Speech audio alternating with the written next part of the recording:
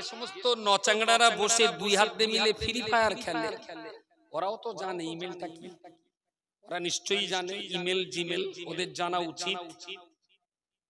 এইসব জন্তু জানোয়ার গুলো ফ্রি ফায়ার খেলেছে, কিন্তু ইমেল করে কি একবার বলেছে যে সরকারের এই রায়টা বাতিল করে মুসলমানদের সম্পত্তি ওয়াকফ স্টেটি রাজ্য স্তরে বজায় রাখা হোক? 13 বছরের মুসলমানের বাচ্চার হাতে 33,000 টাকার একটা মোবাইল রাখার সার্থকতা হতো। সেন্ট্রাল গভর্নমেন্টের মুসলিমদের বিধ্বংসী এই আইনের বিরুদ্ধে ও যদি একটা মেলও যদি পাঠাতে পারত, তাও আমি মনের বুঝ দিতাম। 3 কোটি মুসলমানের বাস, ইমেল গেছে মাত্র 7 লাখ। লজ্জা হওয়া উচিত। ভারতবর্ষের 2,90,000 একর জমি আমাদের পূর্বপুরুষরা, সেটা কোনো সরকারের বাপের সম্পত্তি না। আমাদের পূর্বপুরুষরা এই ভারতবর্ষে তারা কেউ 10 বিঘে, কেউ 20 বিঘে, কেউ 50 বিঘে, কেউ 100 বিঘে, কেউ 10 কাঠা জমি এইভাবে দান করে গেছে যে আমি মরে যাচ্ছি, আমার এই 200 বিঘে জমি থাকলো, পরবর্তী মুসলমানদের শিক্ষা, স্বাস্থ্য, বিয়ে শাদী, চিকিৎসা এরই পিছনে যেন আমার এই সম্পত্তিটা ব্যয় করা হয়। আর সেই সমস্ত সম্পত্তির রক্ষণাবেক্ষণের জন্যই তৈরি হয়েছিল ওয়াকফ স্টেট। এটা মুসলমানদের বাবাকেলে সম্পত্তি, কারুর বাপের সম্পত্তি না। সেই রকম সম্পত্তি যদি 2 লক্ষ একর সম্পত্তি, মানে 3 দুগুণ 6 লক্ষ বিঘা জমি, ফাও পেয়েছে। 6 লক্ষ বিঘা জমি আছে মুসলমান পূর্বপুরুষদের জাতির জন্য দান করে যাওয়া। কেন্দ্রীয় সরকার বলছে ওই সমস্ত জমি জায়গাগুলো এখন আর রাজ্য সরকারের এখতিয়ারে থাকবে না, ওগুলো সব সেন্ট্রালের এখতিয়ারে থাকবে। লোকসভা অধিবেশনে ওয়াকফ অ্যামেন্ডমেন্ট 2024 এই আইন পাস হয়নি বলে জয়েন্ট পার্লামেন্টারি কমিশনের কাছে, এটা কমিটির কাছে ফরওয়ার্ড করা হয়েছে বিবেচনা করার জন্য। ঠিক আছে, পশ্চিমবঙ্গে 3 কোটি মুসলমান, আর এই বিলটা বাতিল করা হোক তার জন্য পশ্চিমবঙ্গ থেকে ইমেল গেছে মাত্র 7 লাখ। লোক বাস করছে কত? 3 কোটি, আর ইমেল গেছে 7 লাখ। এই ইমেলটা যদি 3 কোটির ভিতরে যদি 2.5 কোটি ইমেল বলতিস তো অনেক, আবার যারা একটু বুড়ো সুড়ো পেনা আছে ওরা বলে হাত এড়াচ্ছে, গাই গরু না এড়িয়ে গরু, কচ্ছপ না ঘোড়া, খায় না মাথায় মাথায়, ওরা একটু ভাবনা চিন্তাও করছে। আরে বুড়ো হোক, বুড়োর কথা আমি বাদই দিলাম। যে সমস্ত নচাংড়ারা বসে 2 হাত দিয়ে মিলে ফ্রি ফায়ার খেলে, ওরাও তো জানে ইমেলটা কি। ওরা নিশ্চয়ই জানে ইমেল জিমেল, ওদের জানা উচিত। এইসব জন্তু জানোয়ার গুলো ফ্রি ফায়ার খেলেছে, কিন্তু ইমেল করে কি একবার বলেছে যে সরকারের এই রায়টা বাতিল করে মুসলমানদের সম্পত্তি ওয়াকফ স্টেটি রাজ্য স্তরে বজায় রাখা হোক? 13 বছরের মুসলমানের বাচ্চার হাতে 33,000 টাকার একটা মোবাইল রাখার সার্থকতা হতো। সেন্ট্রাল গভর্নমেন্টের মুসলিমদের বিধ্বংসী এই আইনের বিরুদ্ধে ও যদি একটা মেলও যদি পাঠাতে পারত, তাও আমি মনের বুঝ দিতাম। 3 কোটি মুসলমানের বাস, ইমেল গেছে মাত্র 7 লাখ। লজ্জা হওয়া উচিত, শরম হওয়া উচিত। নজরুল ইসলামের ভাষায় বলতেই হয়, সংখ্যায় মোরা বাড়িয়া চলেছি গরু ছাগলের মতো। ছাগল গরুর বাপ হয়ে কোনো দরকার নেই, পারেন তো একটা বাচ্চার বাপ হন। আচ্ছা, এখানে তো একটা গাধা আমার যদি টাকা থাকে আমি পাঠাতেই পারি। একটা গাধা বুকিং করলাম যে আমার গাধাটা মক্কায় যাবে, তা বললি ওরা হেলিকপ্টার বেলে নিলে যাবে, সেই মতন ভাড়া দেবো, কেন যাবে? জ্যান্ত গাধা মক্কায় পাঠিয়ে এমন সেই গাদা দড়ি জড়ি যদি কাবা শরীফ ৭০,০০০ বার তওয়াফ করা হয়, ও কোনোদিন আলহাজ গাদা হবে? মক্কায় বেশ হলো, কাবা ঘুরে গেলেই জিতা। গাদা কোনোদিন আলহাজ গাদা হবে না, ও গাদা শালা গাদাই থেকে যাবে। পৃথিবীর কেউ বলবে না আলহাজ গাদা স্যার রহমাতুল্লাহ আলাইহি। কাবা তওয়াফ করলে হাজি হয় যদি ইমানদারে তওয়াফ করে। গাদাতে তওয়াফ করে কখনো শুধু জন্মই দিচ্ছি আমরা, মানুষ করতে পারিনি। যদি মানুষ করতে পারতাম তাহলে ৩ কোটি মুসলমানের বাস যে পশ্চিমবঙ্গে, সেখান থেকে এই আইনটা বাতিল করার জন্য মেল গেছে মাত্র ৭ লাখ। লজ্জা হওয়া উচিত। সেন্ট্রাল গভর্নমেন্ট একদম তিল তিল করে মুসলমানদের শেষ করার কাজেই তারা ব্যস্ত। যে কথাটা বলতে যে প্রসঙ্গতে এলাম, প্রিয় রাসূল সাল্লাল্লাহু আলাইহি ওয়াসাল্লাম তাকে জিজ্ঞেস করা হয়েছিল, লিমা বুইস্তা, কেন আপনাকে পৃথিবীতে পাঠানো হয়েছে? বললেন মুআল্লিমান, আমাকে মাস্টারি করার জন্য পাঠানো হয়েছে।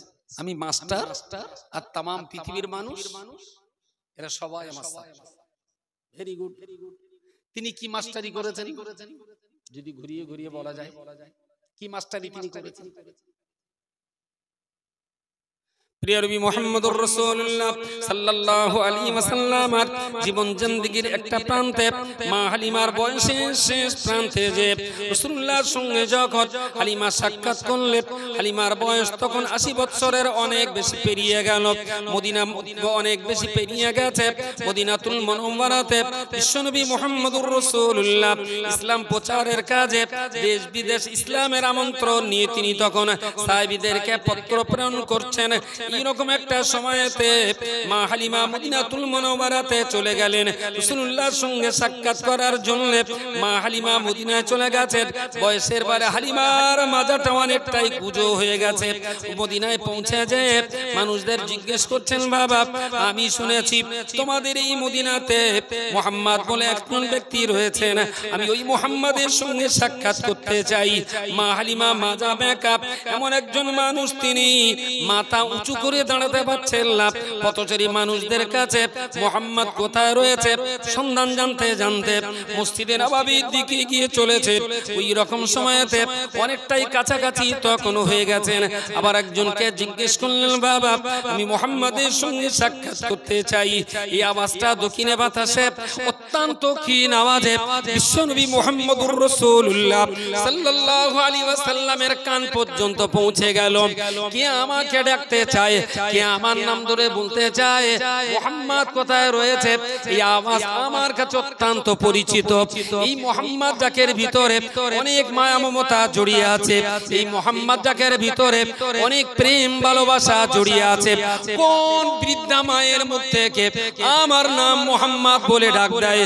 নবী আমার চারিদিকে তাকিয়ে দেখতে দেখতে দেখতে পেলেন ৮০ বড় একটা বৃদ্ধা মানুষ, মাজা তারার সোজা নেই, বয়সের ভারে মাজাটা অনেকটা বেঁকে গেছে। হাতে লাঠি নিয়ে টুক করে তিনি এগিয়ে আসছেন। মা হালিমার এই অবস্থা দেখে রাসূল আমার বুঝতে পেরেছেন, আরে এই মহিলাটা তো অন্য কোনো মহিলা নয়।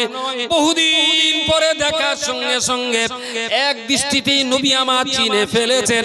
যিনি মুহাম্মদ কোথায় আছে এই শব্দটা যা জবান দিয়ে উচ্চারণ হয়েছে, ওই যে বৃদ্ধা মানুষটা হেঁটে হেঁটে এগিয়ে আসছেন, ওটা নিঃসন্দেহে অন্য কোন ব্যক্তি নন, উনি হলেন আমার বাচ্চা বয়সের দুধ মাতা মা হালিমা সাদিয়া রাদিয়াল্লাহু তাআলা আনহা।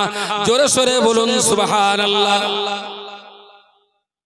অনেক দিন পরে তো গলার আওয়াজ, কিন্তু আওয়াজ শুনেই মনে হয়েছে এটা আমার কোন প্রিয়জন। রাসূলুল্লাহ দেখেই সাহাবীদের বললেন বসুন, উঠে নিজেই চলে গেলেন। কাছাকাছি হলেন, পরখ করে দেখলেন যেটা আমার মা।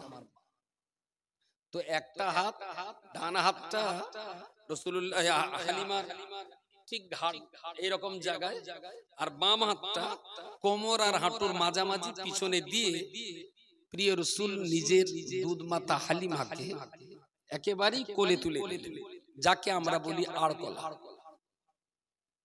ওখান থেকে নিয়ে এসে নিজের বসার জায়গাটা এসে সাহাবীদেরকে বললেন, আপনারা সেই কাজে যান, আজকে আপনাদের সঙ্গে আর কোনো কথা হবে না। সবাইকে ছেড়ে দিলেন, দাঁড় করালেন। নিজের গায়ের চাদরটা ভাঁজ করে করে একদম ছোট্ট করলেন। বয়সের ভারে আমার মায়ের পাছায় আজার গোস্ত নেই, হাড় কখানা সার, তো পাথরও শক্ত, আমার মায়ের দেহের হাড়ও শক্ত। তো এই পাথরের উপরে যদি মাকে বসাই তাহলে আমার মায়ের কষ্ট হবে, তাই গায়ের চাদরটা ভাঁজ করে করে ছোট্ট তোষক করলেন। কাপড় ভাঁজ করে করে ছোট করলে যা একটু নরম হয় সেইটা বিছিয়ে চাদরটা ভাঁজ করে ছোট্ট করে হালিমাকে ধরে তার উপরে বসিয়ে বললেন, আপনি যে মুহাম্মাদের খোঁজ করছেন আমি সেই মুহাম্মদ।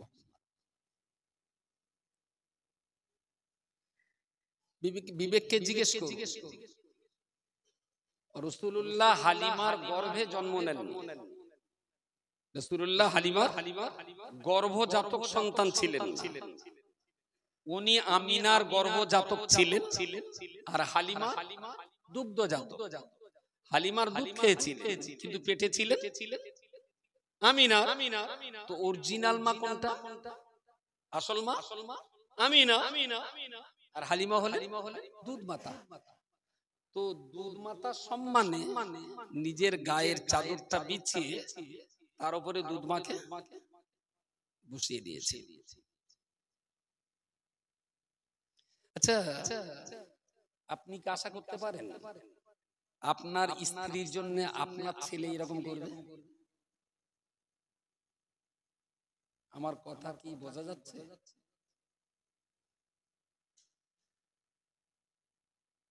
এগারোটা 48, 50 মিনিট হয়েছে, আর মিনিট 15 বসেন। যার যার চিস্তিয়া তরিকার মোরাকাবায় যে কজন বসছেন, আল্লাহর রাস্তায় একটু সবকটা পাল্টে নেন। কেন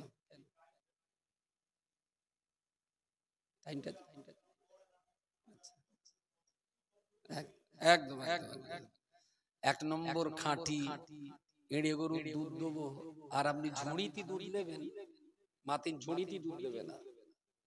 যদি ডেক্সি পাই, বালতি পাই, জগ পাই, মগ পাই, তাতে দেবো। ঝুড়িতে দুধ দেবো কেন? আপনারা তরিকা সবকে বসবেন আর আমি গাধার মতন বুকে যাবো। কোরআন হাদিসের দুধ ঝুড়িতে দিলি না, কোরআন হাদিসের অবজ্ঞা করা হবে। এখানে ডেক্সির সংখ্যা খুব কম, বেশিরভাগ ঝুড়িয়ে, ঝুড়িতে দুধ দেওয়া যায় না। আমার যেটা বলার 20-25 মিনিটই শেষ করা। খাটাখাটনি দেহ তো সবার দ্বারা হয় না, সারাদিন কত খাটাখাটনি করে এখানে বসছেন।